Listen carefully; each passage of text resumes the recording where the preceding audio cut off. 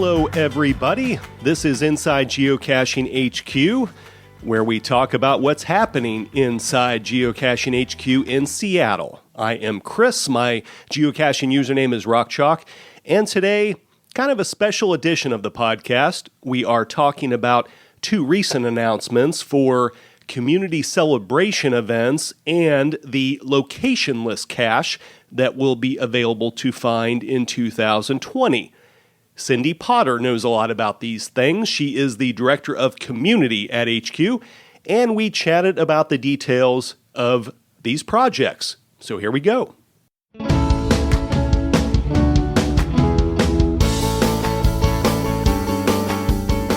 Okay, Cindy is here, and we are talking about a couple of big 2020 projects, different stuff that we're getting ready for this big anniversary in 2020, the 20th anniversary of geocaching, and the first of those projects to talk about is community celebration events. And this is something that kind of harkens back to the 10th anniversary of geocaching, those what were called lost and found events. And for people who weren't around for those, and I wasn't around for those, what were those about? Right. Yeah, I just missed it too. I started in 2011.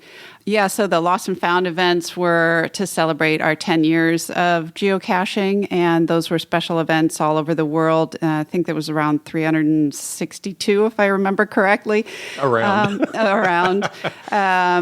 It was an opportunity for people to celebrate all over the world the 10 years. And that was the only opportunity to get that. There was an icon for it, of course. That's right. And so a pretty limited number of people were able to get that. And so where did the idea for, it's obviously not the same thing, but for kind of sort of bringing that kind of an idea back, where did that start? Well, it was, I was looking at my notes, and it was actually about a year and a half ago. We started talking about it in the office.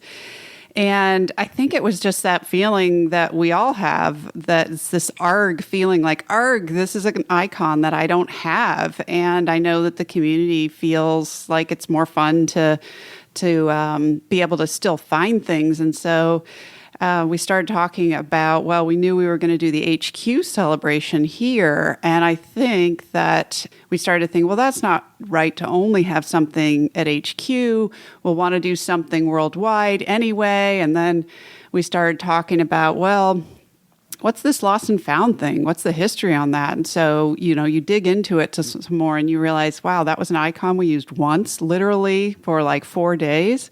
So I started talking to some engineers about like, how hard would it be if we decided to rebrand these and bring them back with a different kind of look so that we felt that they could be used as a celebration event more frequently than just once. And it turned out it wasn't a ton of work. It certainly was work, but so we decided to rebrand both of those icons, the celebration event that HQ had used and then the Lost and Found events. And so we have this opt-in page now where people can go and apply to host one of these community celebration events in 2020, and there is a little bit of criteria in order to be able to qualify to host one of these. Right. Well, this is the 20th birthday year, and we still wanted it to be special. We wanted to not just open it up so that we could end up having the same cache owners doing multiple events, but we wanted to have it be more special. And so we have a fairly small criteria, like it's not that hard to qualify as long as you've gone to a few events and that you've been recently active as a geocacher. And then we'll make sure that there's some geographic distribution so that they're all around the world. And each of these events is also supposed to be at least 2 hours long. We didn't really want flash mob style events. We wanted people to spend a bit more time celebrating together. So we created an opt-in page that had worked fairly successfully with the Adventure Lab and Virtual Reward 2.0, where people can more consciously decide, this is something I'm excited about, and then it's a little bit of a surprise when they get them. And so the opt-in page is open now. People can apply before June 3rd of next year, but the earlier you apply, the the more opportunities you have, right, to maybe have your Sure. name drawn, because we're going to start doing these drawings when?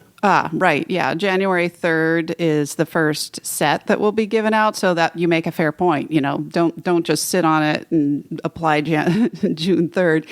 It would be better to, if you think you want to do it, go ahead and apply now, because we'll be pulling from those names. Someone had asked, I think in social media, does it matter? We'll still be pulling from the same pool every month. It's not like you've lost your opportunity if you applied in December. You'll still get an opportunity. If you didn't get it in January, then you might get it in February, every month, all the way through till October.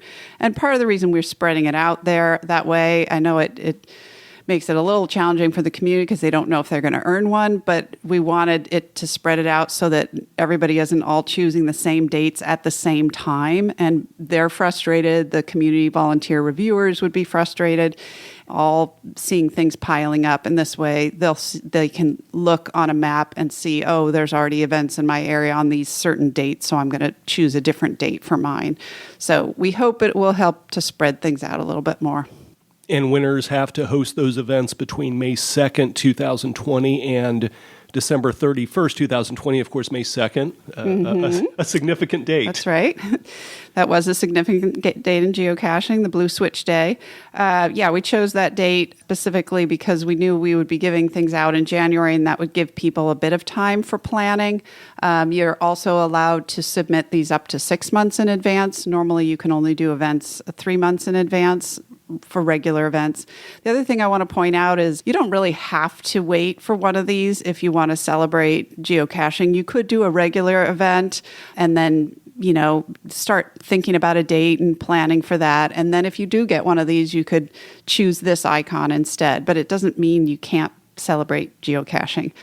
Well, I think it's going to be really interesting to see what people come up with. I guess I'm thinking about GIF events and how creative people have gotten with those over the past few years. Yeah. And I think it's going to be pretty cool to see what people come up with for these, what should be really special celebrations. Yeah, we did help a little bit with some fun art that's linked to from the guidelines page actually right now, so people can see it. There's a party hat that we created that people can cut out and get some of that, I don't know what you call it, the elastic string or whatever, to put it on your heads and take photos together.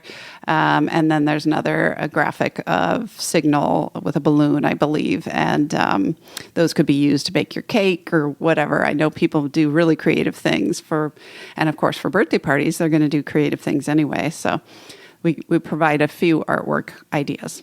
And there's a lot more information in the blog post if people go to geocaching.com/blog, and then there's there's a link to see a list of those community celebration events once they start being published. Yeah, once they start being published, and I would suspect that'll be fairly soon after January,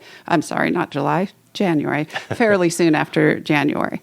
The other big recent announcement, the Locationless cache that will be available to find in 2020. And that is, again, for somebody like myself who I started playing in 2011, that was well after Locationless caches went away. So this is a brand new thing.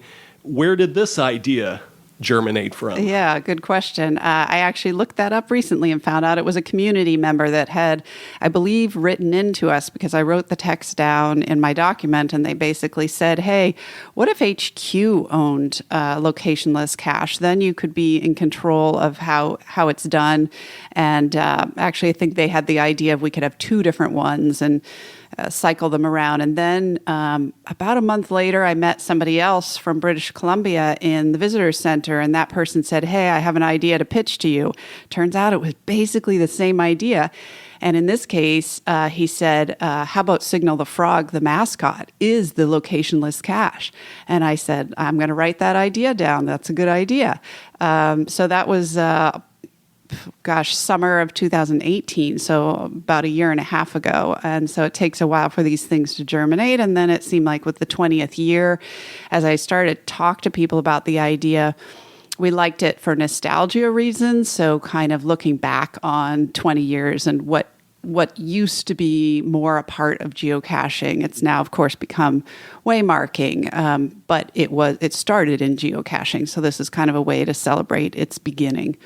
Yeah, and for people that don't understand what a locationless cache was back when they were part of geocaching.com, essentially a cache listing would give you instructions for finding something somewhere in the world and taking a picture of it and saying where you found it. And I think the example we use in the blog post is a drawbridge. Find a drawbridge, take a picture of it with its in the up position, and give the coordinates of where you found it. And that, doesn't really fit in with geocaching necessarily, because you don't use a GPS to go and find something like that. You tell other people what the coordinates are. So it's almost a little bit the opposite of what most geocaches are. So there are reasons why they went away. But again, as you mentioned, it's a fun way to just pay tribute to the past of the game and kind of enjoy some of that nostalgia. Right. Yeah, there was fun categories like murals across America. So you're finding different murals on the sides of buildings. And yeah, you had to post your latitude and longitude. And part of what I understand, part of the struggle was that the cache owner was supposed to determine whether or not the next person that logged whether they were logging something that somebody had already found. So that becomes, after 2,000 logs, that's pretty tough that you're trying to determine that. And from what I understand, that's managed more readily with waymarking. And so there are categories. I was just looking today, we have up to almost 1 million waymarks on waymarking.com. Wow. So locationless caches basically became waymarks. And so if people are maybe locationless cache that we're doing this upcoming year might get people excited about this idea, then they can go check it out on waymarking. So the way this will work is during 2020, you need to find Signal the Frog, the official mascot, which is generally at mega events, or the official 2020 Signal the Frog banner, which again is most often at mega and giga events. And we have a link to a list of events from the blog post where you can kind of keep an eye on Signal's travel information. But the idea is that you would find Signal at one of these events, take a photo with Signal, and then post that with your log. There won't be any of the latitude and longitude fields that from days gone by that isn't going to be part of this, although you could put that information in your cache log if you wanted to. Right. You could add it as text, but you won't have specific fields for it like we used to. Yeah, so again, a lot of people have, of course, met Signal over the years, but this will be another incentive to do that this year. That's right. And 2020, I should say. It's important to say you're not supposed to be posting pictures of yourself from previous megas. These signals will be unique to 2020. So the banner is a unique banner that's only used for mega events in 2020, and then the Signal mascot is going to have a special pin that it's going to have on that's going to be wearing just for locationless. So that should be hopefully visible in your pictures. And so again, you can go to the blog and there will be a direct link to that locationless cache page, or you can search for this great GC code, which you were responsible for. Yes, GC8 Frog, Frog. Yeah, that's fantastic. It's an easy to remember one, and that page will be where you go to log once it's open for logging. We're going to open it up once Signal, the official mascot, or the banner make their first appearances of 2020, and at that point, people can get in there and give it a try. And you can only log it once, so no matter how many, you might go out and see Signal hopefully lots of times in 2020, but just the one. Just one time. And also only for the year 2020. We're not planning to bring back locationless caches. This is really just a nod to the past. But people that are excited about locationless, like I said, we have waymarking.com, but we're not intending to have this be some secret relaunch of locationless. We recognize this isn't This launch is not doing it authentically the way it used to be, because you're not required to do the latitude and longitude. So instead, we're thinking someone can post their picture and say, I saw it at the, Hamburg mega event, or wherever they actually saw signal. So or they can put the latitude and longitude in the text, but it's really more just for nostalgia and history, and not quite as authentic as, it would need to be if we were truly bringing it back. Right. And another point that I know we talked a lot about was a concern that, obviously signal doesn't go everywhere in the world. And, that's, a little bit of a bummer that some people are going to have to work harder than other people to be able to be part of this. But we're hoping that originally we were thinking it might only be able to be the Signal the Frog mascot, right, which is even more limited. But hopefully with the banner, which will appear at more events, it will give more people an opportunity, but acknowledging that it's going to be more difficult for some people. But you can think of it like geocaching in general. You can't find every type of geocache in every country or every continent.